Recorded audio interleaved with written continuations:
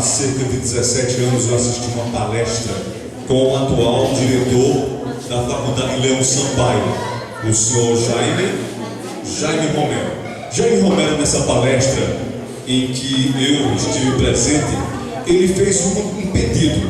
A palestra falava sobre mudanças de comportamento, falava sobre o sucesso, sobre o êxito, e num dos momentos da palestra ele pediu que todos trocassem de lugar.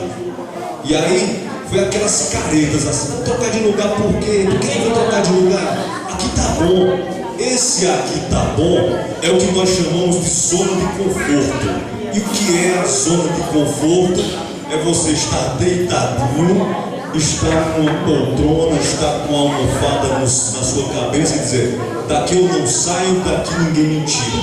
Só que essa zona de conforto pode ser um emprego ruim, pode ser uma casa não muito boa, pode ser um relacionamento que não é muito bom.